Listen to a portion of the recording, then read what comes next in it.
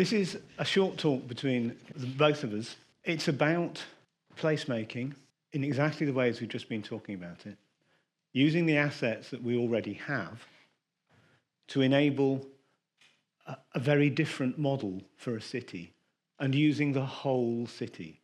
Bath is quite a small city, so not an innovation zone, but the whole thing.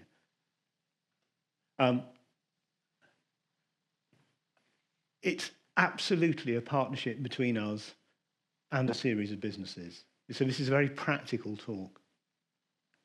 This is Bath, World Heritage Site, UNESCO World Heritage Site, the only one where the whole city is a World Heritage Site apart from alongside Venice. 6 million tourists a year. What could possibly go wrong? This is also Bath, equally part of our heritage. Twerton, one of the 10 most deprived parts of the UK. Deprived because the light industry on which Bath was built has gone. And this is also our heritage. I don't know if this will play. It does.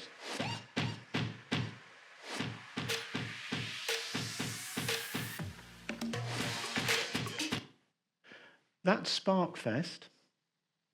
And Sparkfest is a creative festival every summer, 100 performances in the city using both the old and the new.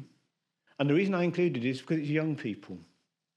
And I think the innovation we've been talking about, it's interesting, it's about movement. It's fundamentally about, innovation is about movement. How do you move people productively into new versions of themselves that are actually completely co-collaborative? It's about them inhabiting spaces and places, not you doing it for them. And Bath has really focused on this. This is our fantastic Christmas market. 440,000 people come every year. Best Christmas market in the UK, 2024. Quick advert. but you know, how are we using the city differently? Young people, another picture of a city that's different. 1 in 4.5 people in the city is a student. It's not an old city. The issue is that 90% of them leave at the end of their studies, though they want to stay. The reason for that, Bristol is 8 minutes away on the train. London is 118 minutes away on the train. How do we create that felt experience, which also leads to, if you like, affordable living for people, is an absolute crucial question. Obviously, we have massive assets, like the Roman baths. Second most visitor attraction in the UK, alongside Stonehenge, it's on the same circuit, obviously, outside London. 1 million visitors a year adds £500 million to the local economy. And the thing that's interesting for me about this is, of course, you're looking at something which was built by the Romans, modified by the Victorians, and now used by us. Cities reinvent themselves. Bath has always been, back to Richard Florida, DNA and so forth, Bath has always been a visitor economy, right from the beginning. But how do we use that in a modern way? An interesting stat, the vast majority of this the million visitors go 200 yards from a Roman bath. That's all. If they go more than 200 yards, they come here. You know what this is. I'm not going to introduce it. But the point is, this is why house prices in Bath are 18 times the national average wage. The UK average is 10 times. So there's a huge problem. Affordable housing and, alongside that, affordable workspaces for young people. We have this is Mulberry Park, on the edge of town. We have a requirement from a government now to build 27,000 new homes, affordable living spaces. Where are we going to put them? How are we going to develop them? It's deeply necessary. Because in many ways, Bath is still a significantly divided place. This is one of the very good schools in Bath. At GCSE results, 80% of the schools in Bath are in the top 20% in the UK. 20% of the schools in Bath are in the bottom 4% in the UK. So, and there is literally a kind of 400-metre difference in parts of the city. So, how do we start to address these disparities? How do we engage in the necessary movement? Bridget Phillipson wrote to the UK universities on the 4th of November 2024 and said she expected system change, by which she meant, she was clear, absolutely clear, greater contribution to economic growth, greater contribution to access and participation, greater contribution to inclusion, and by the way, there's no more money. For me, this was a great aha moment. I didn't see that negatively. I actually thought, how are we going to use what we've got? How do we repurpose, remodel, redesign? These are some of the assets that we have. And you've got the world's #1 fashion museum.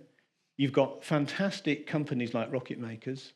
You've got innovation spaces, startup spaces, a college and 2 universities, all within half a mile of each other. How do you connect those together better to achieve the kind of productivity that the government wants, and that, as we've heard about this morning, but the kind of productivity that drives people's lives? This slide, this is Arup, who we've been working with, who've been helping us thinking about how you put purpose back into place. How do you coordinate place, product and people for sustainable outcomes rather than just being driven by land value, which is Bath's huge challenge, of course. And you do that, I think, I won't play the videos, but you do that by thinking about, again, using what you have. This is Emerge. This is 100 graduate startups working in what was our art school, and we've now repurposed for them, our old art school. That then links in to the studio. This is our Creative Technology for Social Value Centre. 100, we like 100 as a number. I find it easy to remember. 100 entrepreneurs, social purposed entrepreneurs. It's kind of like the next phase. So you're creating a chain. And this links in with something that we've absolutely done together. I wouldn't have been doing any of the other things. We can only do the studio because of the help that CLEO gives us in terms of the use of space. CLEO really helped us to take out a lease on a vacant shop in the middle of the fashion district in Bath. This is for sustainable fashion. We turned it into something which is completely, the brief was, it mustn't look like a university. It must look like the kind of place that fashion people would like to go. So not a campus. It's been incredibly successful so far, opened in June. The idea, again, we like hundreds. The idea, again, is really simple. We did some research and we identified that there are 1,732 fashion micro businesses in the Southwest. They don't have anywhere to sell. So this is a platform for those 100 businesses. It's also a platform for 100 students, because 36% of our students want to start their own micro business. So we've put the two together. Takings every week are between 3 and 5 times exceed our target. People are coming from London, they're coming from Glasgow, they're coming from all over the place. Fashion industry are all over it, because of course it's addressing their great big problem, sustainability. Everything in there is sustainable fashion. So I think there's a thing about platforms, and I'll move on from there to, we use our Locksbrook campus as our art campus as the kind of anchorage for all of this, in ways that CLEO will now go on to. Thank you, Andy. So I'm now going to talk through just a few more examples of the work we've been doing with Bath Spa University in the city, particularly in Bath, but also a bit further afield in our wider area. And all of these kind of address the fundamental issue that Andy mentioned, which is access to space. We've got very expensive spaces. Affordability and access to space is a big barrier to our creative sector growth. We know that from quite a lot of the research we've done. We can see that sector growth in creative industries is increasing year on year, but it's starting to flatline because of the lack of access to space. So people are sort of leapfrogging out of our area and going to places where there's cheaper space, there's more space, and it's a continual challenge for us. But the council does own quite a few assets, and we have access with our partners to various spaces. So these next few projects show how we're kind of trying to use existing spaces but repurpose for them in new ways. This is our micro pop-up shop, so we rent it out every week for 4 days. Because of that, it's very accessible. You don't need to bring anything in terms of furniture. Everything's there for you to use. Small businesses, students, makers can all hire the space.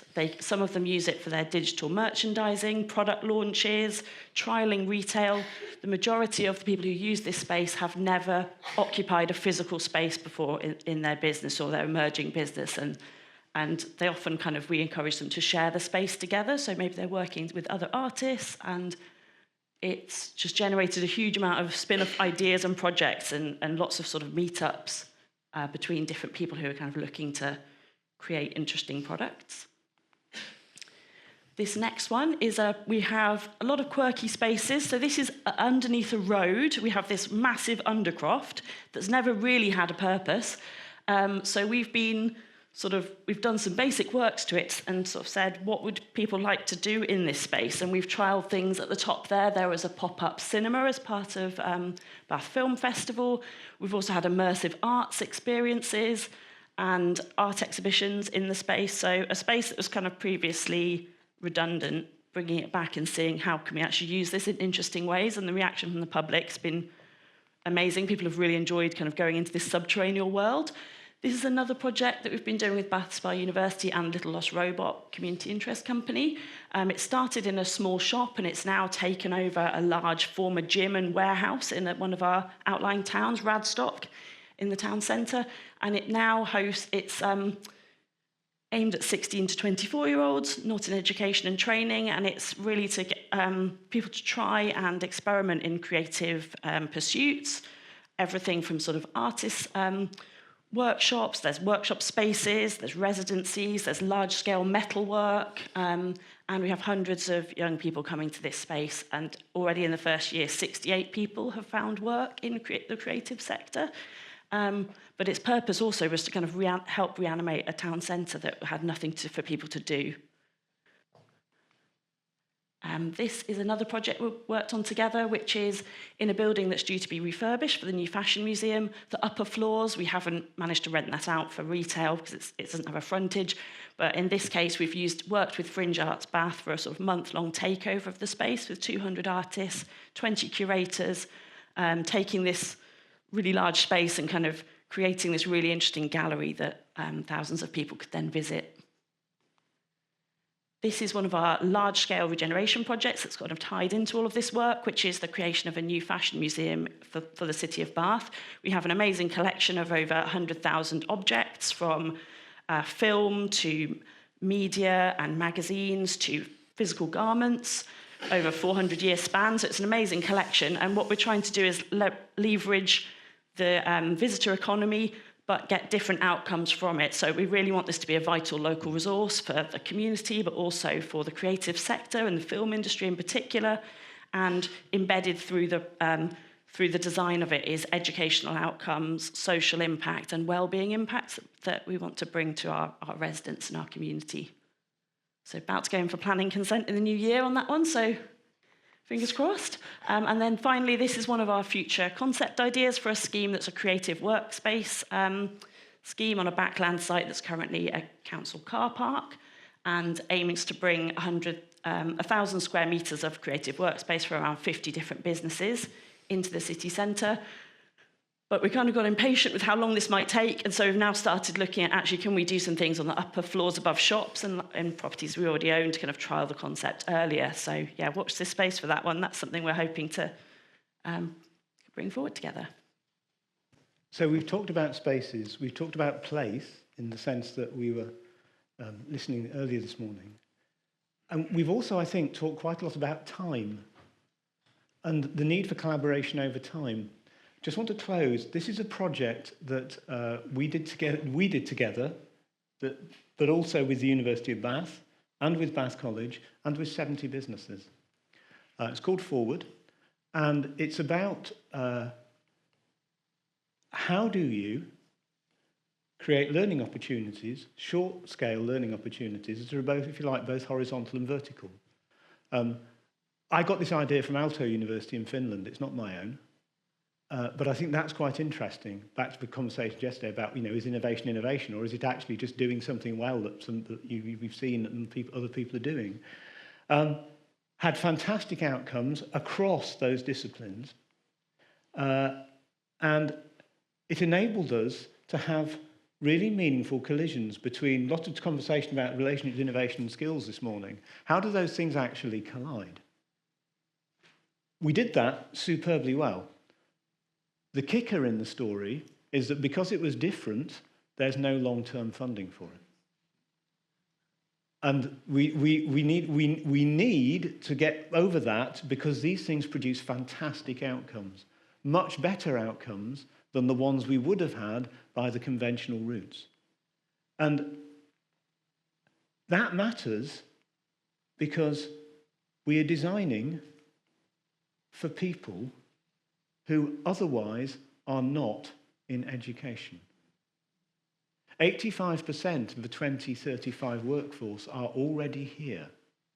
The birth rate is 1 in 3, so there'll be 2/3 less undergraduates in a very short period of time.